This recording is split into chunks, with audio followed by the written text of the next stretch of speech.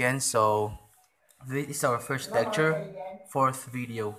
Well, anyways, as you have seen in the third video, putol yung pag-solve ng problem number 9 kasi yun nga, na full yung phone ko. So now, tuloy natin or continue natin yung problem number 9. Yun, sa problem number 9, there is this given na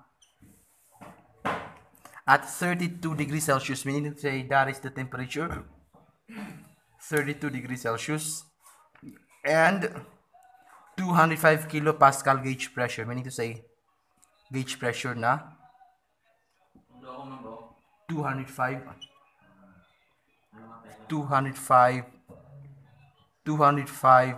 kPa, and the specific weight of a certain gas was 13.7 Newton per cubic meter. Okay? So what is being asked is the gas constant.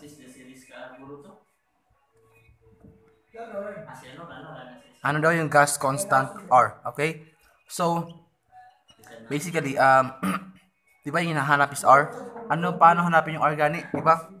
There is this, in ideal gas law, we have density is equal to P over RT, right? But the problem, add na rho tano da. Or add na density tano da. Di ba da? Pero may pressure tayo, or let's say wala pa tayong pressure. So, kasi yung binigay na pressure dito is gauge pressure. Okay, so yung may pressure tayo dito, pero the problem is gauge pressure. Yung sabi ko, in problems, we will be using absolute pressure, okay? But before anything else, hanapin natin yung wala pa dito. For example, si density at saka si pressure or absolute pressure. So this is absolute. Okay? Absolute pressure. So, first, hanapin muna natin si density. Di ba? Formula of unit weight is, di ba, gamma is equal to rho times gravity, di ba? So we have the value of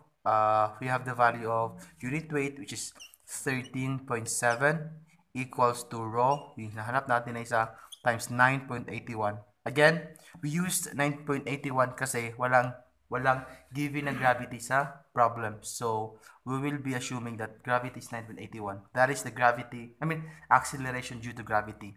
So the value of rho is, calculator please, 13.7 divided by 9.81. So it's 1.4 kilogram per cubic meter. Nga follow ka, no? Okay. So next, Miyawkinso density. Now, we will look for absolute pressure. Absolute pressure is yung gauge pressure plus atmospheric pressure. Tanong, add na yung atmospheric pressure. Diba, remember yung sa last problem? So, problem number 8, add na atmospheric pressure. Say na da. Well, anyways, sa atmospheric pressure, ay tanong to, sir, na atmospheric pressure, igila given na 101.92. Okay, take note, 101.92. It's not 101.92 but 101.325. Okay, so again, yung gauge pressure 205 plus yung atmospheric pressure, which is 101.325 kPa. Okay, so 205 plus 101.325 at 306.325 kPa. Okay? Now sa temperature, di ba makukuha ng temperature sa yan, degree Celsius, yung kailangan natin is Kelvin. And then, how do you find or how do you convert temperature with the unit of degree Celsius into Kelvin? Yung sabi ko kanina, yung value ng degree Celsius, which is 32 degree Celsius plus 273. Ganun lang, okay? So, 32 plus 273 is 305. Okay? Diba? 273 plus 32. So, 305 degree Kelvin. So, okay na? Kompleto na? Si rho, ayun si rho. Si absolute pressure, ayun. Si temperature, okay na. So, okay. Let's go. Okay, pag-take note na yun, no? Magilis lang na ya. So, magilis lang, no? So, again, si Rho, kakuha sa Rho na 1.4 kilogram per cubic meter. Tapos, si absolute pressure is absolute pressure is 306.325 kPa. Tapos, temperature natin is, yan yun? Temperature is 305 degree Kelvin. Okay? So, ito yung given natin. So, next, yung rho is equal to P over RT. So, yung rho natin, 1.4 kilogram. Tapos, yung absolute pressure natin is 306,325. This one, Newton na yan, Newton na yan. Nagets? So, Newton, kasi nagyan na 306,325 Newton. Okay? Nagets ito? 35 Newton. Newton. Okay? So, next, yung R, unknown, which is yung hinahanap. Tapos, times 305 degree Kelvin. Okay? So, pakilabas yung calculator. Kaya-assume okay lang ang direksyon sa calcu. Pagikuan lang pakitingnan lang, pakihabol lang, or pakitingnan. First to, 306.325, ay, 306.325 divided by 305. Gia 306.325, and i-divide sa 305. So, 1,004. Tapos, gia R, na ipuno ang row, na gia 1.4 na ipumubang sa aman. Okay? So, gia 1,004, gia, answer na gia 2, quotient na 306.325 divided by 305, na ipundivide naman sa 1.4. Okay? So, the answer is 717.39. Ano yung value? Ay, unit joule per kilogram times degree Kelvin. Okay? So, yun yung answer. That is how we solve this type of problem. Okay? So, next, we'll proceed to problem number 9. Ay, number 9, number 10. Number 10. Air is kept at a pressure of 200 kPa. So, indicated na dito, absolute. So, kapag sinabi na natin absolute, yun yung pressure na gagamitin natin. So, P, or pressure absolute, is equal to 200 kPa. As much as you can, pakilagyan ng subscript, kung ano siya, absolute, gauge, at saka atmospheric. So that, di ka kadidiagram yung pag-solve ka, no? Tapos, temperature is 30 degrees Celsius. Okay? Pero para i-convert to sa Kelvin, mag-plus tayo ng 273. Okay? So, 30 plus 273 is 300, right? 303 degree Kelvin. Okay? So, yung volume natin is 500 liter. Okay? So, ano na yung mass? Find mass. So, hinahanap sa problem na ito is ano na yung mass. So, may given tayo na absolute pressure, temperature, at saka volume. So, most of the time, hint mo yaw, igirakuan na. So, formula pugsaran ka, na sige nakabasi ko given. Di ba na-given ta absolute pressure ko temperature. Ato na sige kuan mga formula dudulo sa kuan. Dudulo sa pressure o absolute pressure o sa temperature. Di ba so rho is equal to P over RT, di ba? Pero the titan, the rotan no. So sa rho na itip sulvendan no. Okay? Or kapag di ba kung ano yung hinahanap na gito o sa yung formula, okay? Dua tayo na nakapayasar niyo. It's either kuha ka sa formula out of sigo given. Kapag di ba na-given na absolute pressure o temperature na kapag rho is equal to pressure over RT. Di ba kapag yan? Or di na kapag di ba mass din mo benugan. Na kapag kaya rho is equal to what is this? Mass times gravity. Nagit to? Bro, kapag kaya niyo, so ano, para kalabudan ano, para mapaka-narrow down niyo so, kasolve. It's either, giusap niyo, it's either how to start the problem or how to start solving a problem, Naso ano ba din, na di ba, nagivi na kwanta no, pressure ako temperature. Nagiko sa tanong formula. At the same time, pag-base ka nung sa kwan, sa sigong find, trade mo binugun, nagkapakaya ito yung kwan niyo. Okay? So, since we have this kwan, we have this two formulas na we'll start with dito na lang kasi na di ba yes saya solve di ba na mas okay na the density tano but to solve density we will use this formula okay so let's move forward so density is equal to P absolute this is absolute as I said a while ago so absolute is 200 what 200,000 okay 200 para maging Pascal 200,000 Pascal. Okay? 200,000 Pascal over, ano again yung value ng kwan? R? Yung R, R is 287. Gave value R, ikita the given. No, again, gave value R, ikita the given. Ay, unit in a joule per, what? Joule per, where's this, what we saw just a while ago?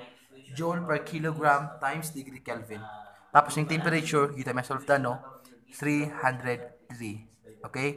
So, answer is, paki-calculate, 200,000 over 287 times 303. So, yung density natin is 2. Yung density is 2.3 kilogram per cubic meter. So, yun to. Yung value of density, nag-ipugusan na para saya. Okay? So, diba equals to mass times gravity, diba gitaro? So, mass times gravity, mass natin is unknown, hinahanap. Gravity is 9.81 meter per second squared. So, 2.3. Okay? 2.3. So, again, mass times gravity na po, di ba? Density is equal to density which is 2.3 is equal to mass times gravity. Okay? So, paki-calculate 2.3 divided by 9.81 is 0. What?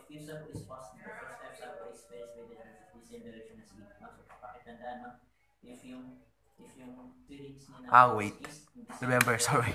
So, remember ko, yung what is this? Unit pala ng density is, what is this? Kilogram per cubic meter. So, meaning in a volume. Okay? So, now, okay, paki-correction lang po. So, basically, yung formula pala ng density is, rho is mass over volume, di ba? So, meron tayong volume, ito yung hinahanap, tapos yung density natin, itong na-solve natin dito, okay? So, paki-correct lang. So, mass over volume, di ba? So, again, di ba, yung volume natin is in liter. Yung gawin natin, it is better when you see a unit of liter as much as you can. Sa problem solving, as much as you can, paki-convert sa what? Paki-convert sa meter or cubic meter, okay?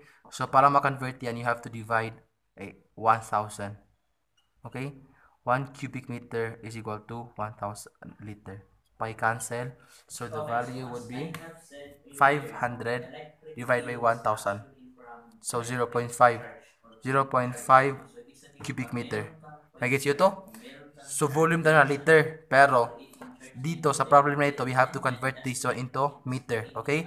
Because as much as we can, we have to convert every unit to make them consistent. Kasi we are using, throughout this problem, we are using kasi meter. Okay? So, yun. So, we have this volume, 0.5 cubic meter. So, mass natin yung hinahanap over yung volume, 0.5. So, mass is 2.3 times 0.5.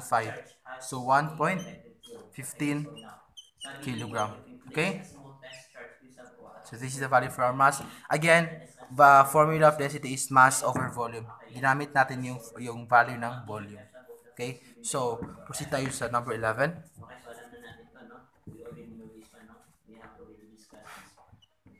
Number 11.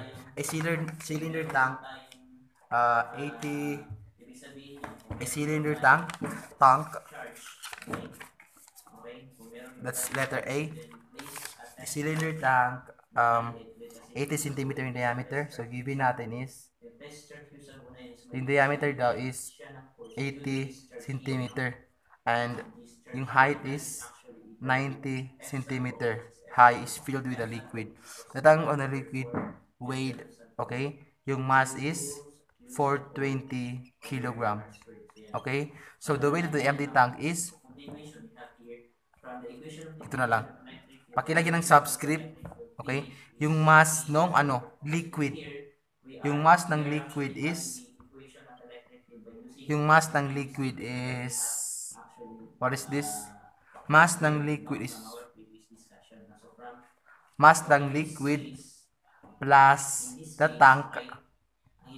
Paki-take note ha. Yung mass ng liquid at saka plus the tank is equal to 420 kilogram. Okay? Pero yung mass ng tank alone, yung tank lang is 40 kilogram. So, yung hinahanap natin dito is, ano daw yung unit weight? Ano daw yung unit weight ng liquid? Ano yung unit weight ng liquid in kilonewton per cubic meter? Okay? Per cubic meter. So, ito yung hinahanap. Okay, let's solve. So, obviously, unit weight. So, unit weight, so you can see my height, my diameter, my mass. So, to use all this stuff, yung gagamitin natin is what? Density na lang, oh. So, mass over volume, di ba? Yung mass natin is mass ng, since yung hinahanap is yung liquid, I mean yung unit weight ng liquid, yung gagamitin nating mass is i-minus na nubuya. Kasi na, so first, na mass ng liquid at saka tank, tapos yung second mass natin is fourth mass ng tank. Yung kailangan lang natin is yung mass ng liquid, okay? So, to get the mass of the liquid, that is 420 minus 40 kilogram, okay? Ito yung mass ng liquid plus tank, tapos ito yung mass ng tank. So, pero yung kailangan natin is mass ng liquid, okay? Mass ng liquid. Mass ng liquid over volume ng tank. So, para makuha natin yung mass ng liquid, i-minus natin yung 420 sa 40. Okay, gets ito? So, over, we have this diameter tsaka height. To get its parang cylinder problem or cylinder, so tank tano, na patunay volume at cylindrical tank. So, volume at cylindrical tank na 1/4, pi over 4 r squared or d squared times height. Diba? So, ayan na. Pi over 4 d squared. Pero yung centimeter gawin natin meters. Oh. So, it's 0.8 squared times the height, which is 0.9 meters. Okay? Gya 0.8 ago 0.9 namin convert na sa meters. So, kunin natin yung value ng density. Gya density akong no? Nagya so density igo. 420 minus 40 over pi over 4 times 0.8 squared times 0.9. So, yung density natin is 840, 839.98 kilogram per cubic meter. Okay? So, yun. May value na tayo sa density. Tapos, para makuha yung value ng unit weight natin, we will use the formula gamma is equal to rho times gravity. Remember yung playa? Siguro siyo ilayin yung rumbo. So, rho, yung density natin yun, 839.98 times 9.81. Okay? So, 839.98 times 9.81 is 8,240.25 Newton per cubic meter. Okay? Newton na Newton na yan. So, yung required is kilonewton dapat. So, i-divide natin yung answer natin sa 1,000. So, 8.24 kilonewton per cubic meter. Okay? Kasi buto to? Sige. Kung napakisa nyo sa comment section, no? Next, number 11. Number 11, number 12. So, sa number 12, proceed tayo sa number 12.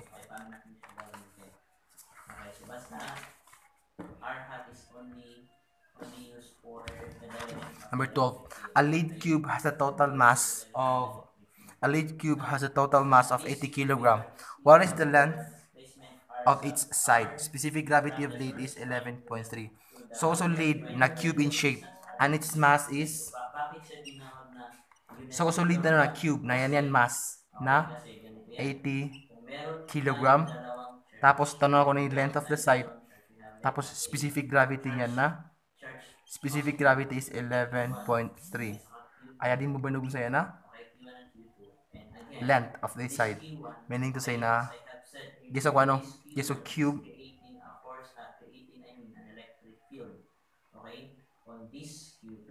And that electric field creating a force. That is F. Okay. So, di ba cube, di ba kapag cube na? Perfect square, ano? So, x.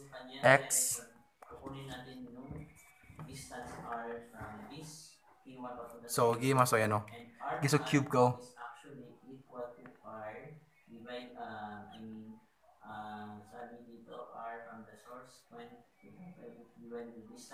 So, ano daw yung values ng side ng cube na ito, okay? Ito x.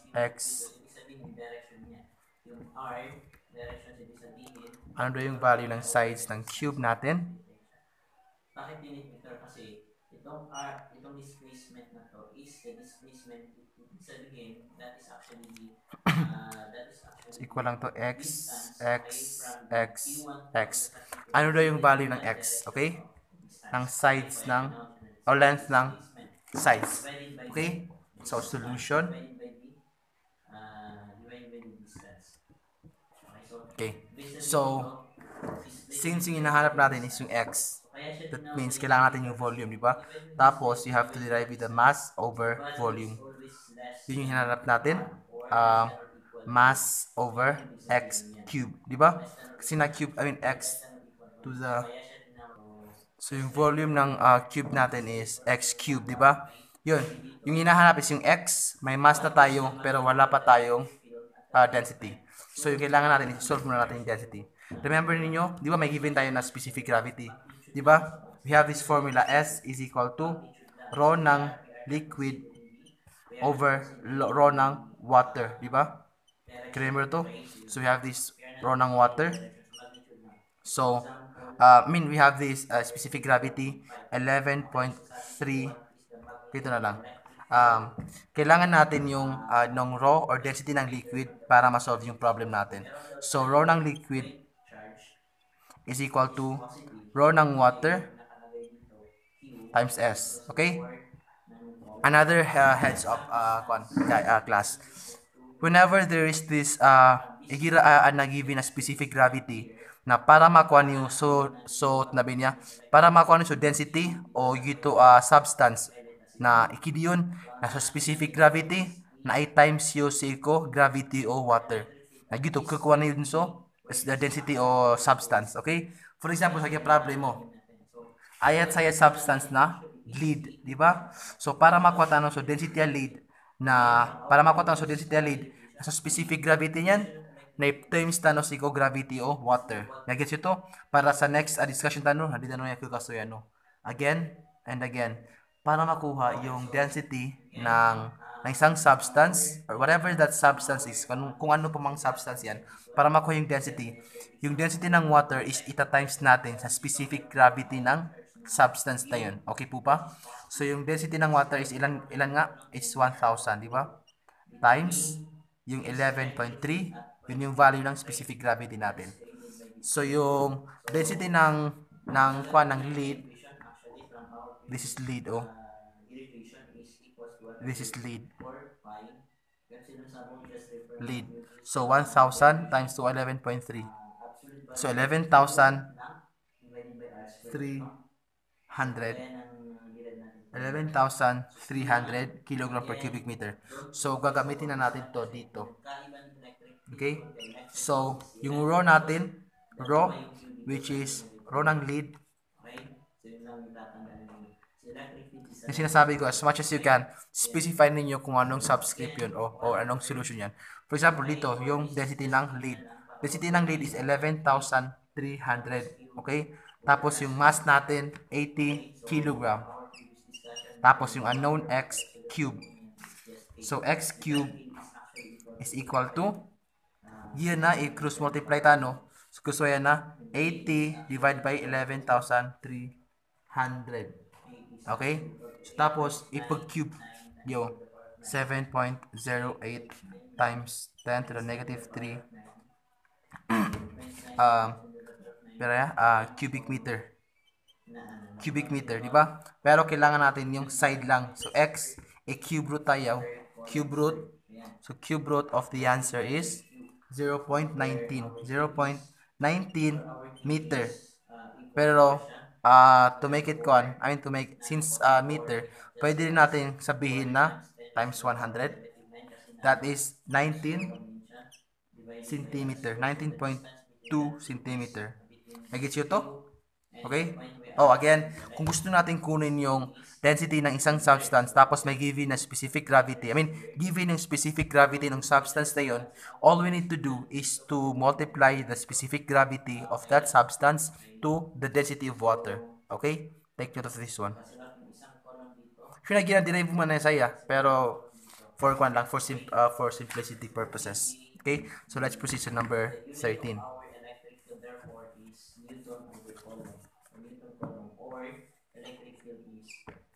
Okay, 13. So number 13, a liquid compressed in a container has a volume of 1 liter. So yung volume ng natin ng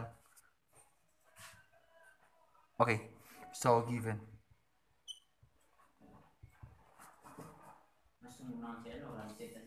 So yung volume natin may given na volume na 1 liter. Since may dalawang volume na given nito, let's say na ito yung volume 1 equals to 1 liter. Tapos yung when pressure daw, kapag yung pressure 1 is 1 MPa, yung volume natin is 1 liter. Okay?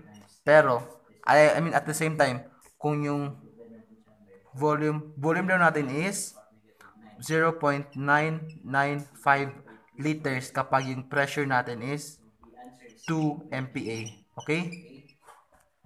Try nyo? So, yun yung sinasabi ko kanina, kapag liters yung given, di ba? Liters ay So, kailangan natin what is this? Kailangan pa natin itong pwede hindi na. Pera, di ba? So, formula. So, what is being asked? Ano daw yung bulk modulus of elasticity or EB? Ito yung hinahanap. Di ba? So, formula EB na dP, meaning change in pressure over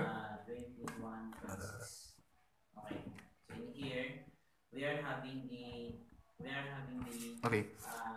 Ano daw yung EB? Yung formula ng EB is dP over dV over V.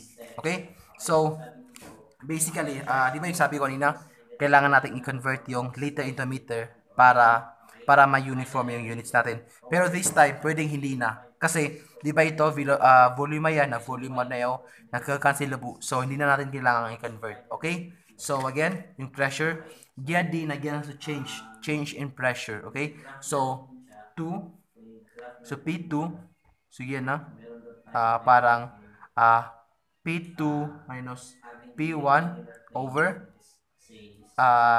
V2 minus V1 over V1. Nagets to? Dia sa baba, dia V1, dia V na so V1 no. Remember, dia V na so V1. So next, si P2 na 2 minus 1 over 0.995 minus 1 over 1. Nagets to? Calculator. 2 minus 1 over 0.995 minus 1 over 1. So it's 200 MPa. So as you can see, yung sa calculator is negative, di ba? Pero leave it as is at, as is na, kuha na lang, tunabi niya, positive na ano. Dito ay rule sa bulk modulus of elasticity. Okay? So next, 14. Ano niya kata sa discussion? Number 14. Number 14. Okay? So, number 14, estimate the height. So, yung hinahanap natin is height. So, estimate the height. So, height. Hinahanap dito is height, di ba? Given. Ano yung given? To solve this problem. Okay? Estimate the height to which water will rise in a capillary tube. So, yung problem na ito is capillarity. So, ano daw yung height ng water kapag yung sa capillary tube ay tumakas yung tubig? In which it has a diameter of what? 3 mm. Okay? Tapos, yung surface tension is what? 0.0728 Newton per meter. Yung surface tension. Tapos yung gamma or yung unit weight is 9,810 Newton per cubic meter. This is for water. Diba Newton na yan?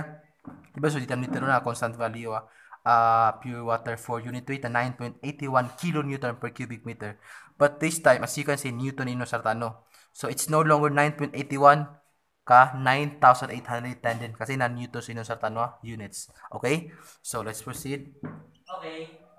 Since this problem is capillarity or capillary action, ano yung formula ng capillarity? So H is equal to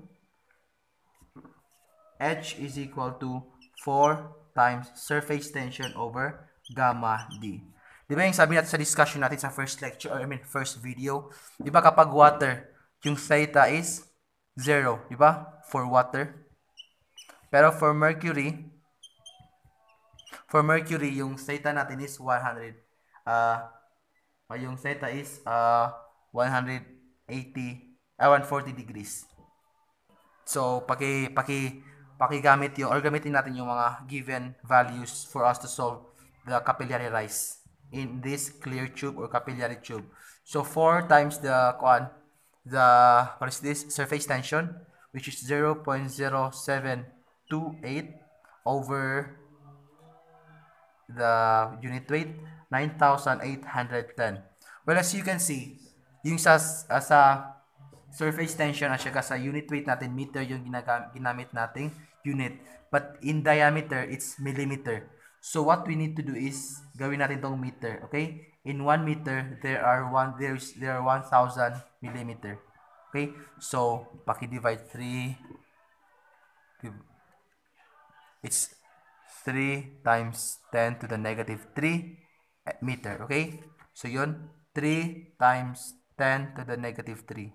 In meter na to.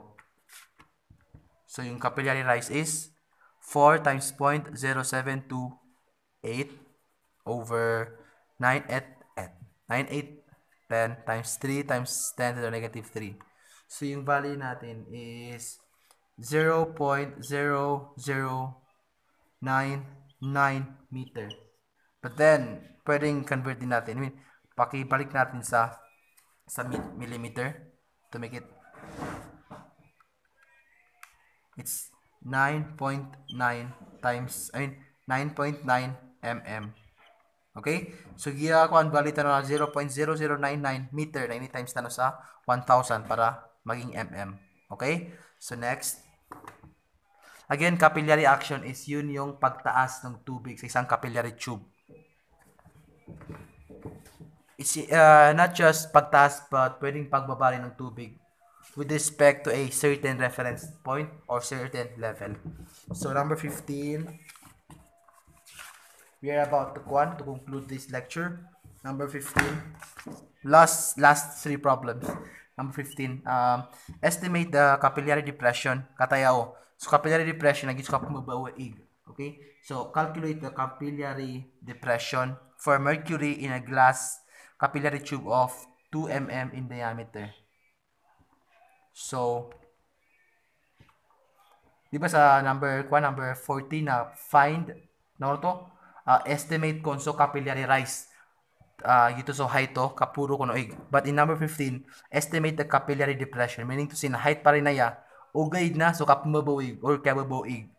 Tapos, ayata no given na capillary tube of diameter 2 mm.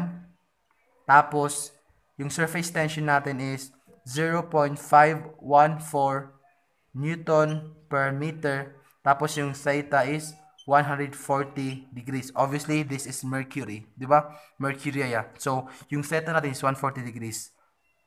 So, solution. Again, di ba? So, formula tanong sa tabi niya. Sa capillarity na, di ba? Kunin. H is equal to 4 sigma cosine theta over gamma d or unit weight d. Now, since mercury now you have to consider the theta. Okay? Kaya sa water, di ba sa water na-remember yun sa number 14, H is equal to 4 sigma over gamma d. Then na cosine theta niyan, kasi na theta tanong 0. Na cosine 0 is ilan? 1. Di ba? So hindi na kailangan isulat yung cosine theta. Kasi na water lang yung substance natin. But this time, since we are considering mercury, we have to put cosine theta because may given value yung theta natin. Okay?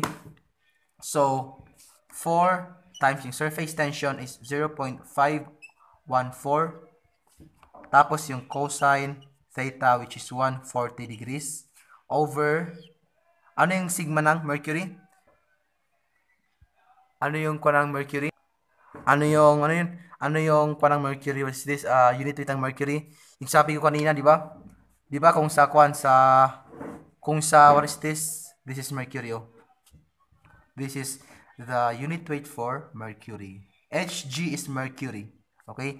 Di ba sa pitulong agyan, kapag gusto mong hanapin,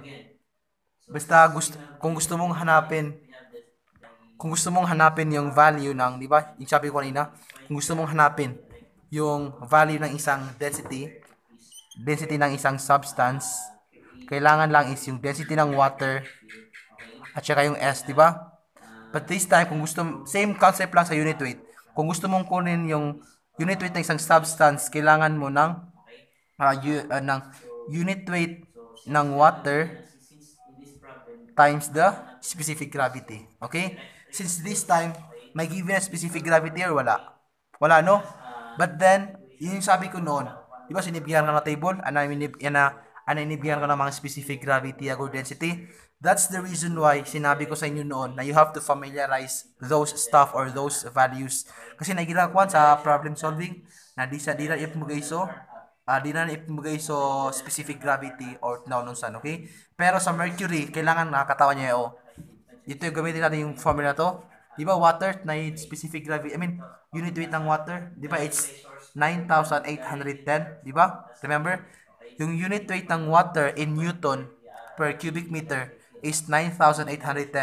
Tapos kailangan natin ng specific gravity nung mercury.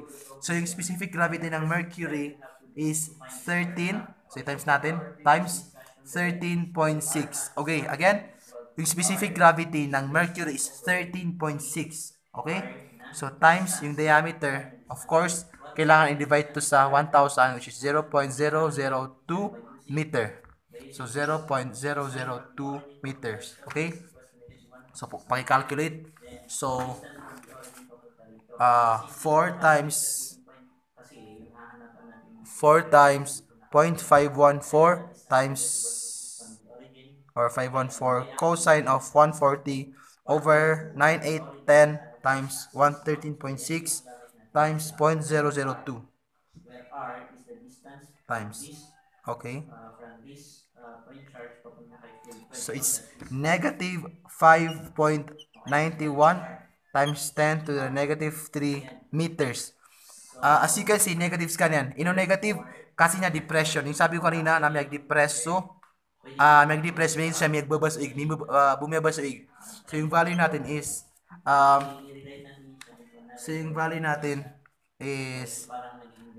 times 1,000 no, para sa mm.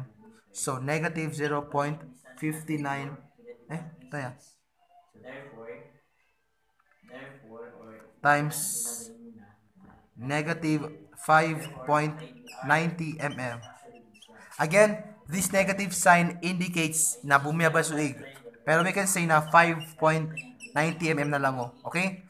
5.90. Pero so negative yun ang piyot kawig. Kaya negative, nag-indicate yan or nagsasabi na bumaba yung tubig sa capillary tube. Okay? So next, we are down to last two problems. Again and again, paki-print yung handouts tapos paki-solve or paki-solve yung each problem. Or you can copy this one, the solutions in this video. Okay? So number 16, what is the value of the surface tension? Ano daw yung value ng surface tension? So yung hinahanap is surface tension. Ano yung surface tension daw ng small drop of water in which may diameter siya na 0.5 mm in contact with air if the pressure within the droplet is, yung pressure daw is 561 Pascal. Okay? So ano daw yung surface tension ng tubig kapag ng droplet kapag yung diameter is 0.5 mm at saka yung pressure is 561 Pascal. So yung formula, as you can recall or as you can see in your handouts, yung formula ng surface tension is pressure equals to 4 times surface tension over the diameter, di ba? At saka class, di ba, I said just a while ago, now when solving a fluid mechanics problem, di ba yung gagamitin natin na pressure, it should be in absolute, di ba? Kailangan absolute yung pressure natin. As you can see in this problem, may indicated ba siya na absolute? Wala. Dito sa 561, may indicated na absolute? Wala. Di ba wala? Atmospheric? Wala rin. What about gauge? Wala rin. So basically, kapag hindi nasabi sa problem na atmospheric yan or gauge yan, automatically, yan mismo yung gagamitin natin. Automatically, that is our absolute value or absolute pressure. Okay? So it's 561 Pascal equals to 4 times the times yung hinahanap. Okay, this is in mm. So kailangan natin nasa meter. Point. Is that 5? Okay, 5. 0.5 divided by 1,000. So it's 0.0005 meters. Okay? So 0.0005 meters. So surface tension natin is paki-calculate 561. Okay, paki-check 561 times 0.0005 tapos divide by 4. So 0.07 Newton per meter. So yung value ng surface tension natin. Okay? So next, last problem. An atomizer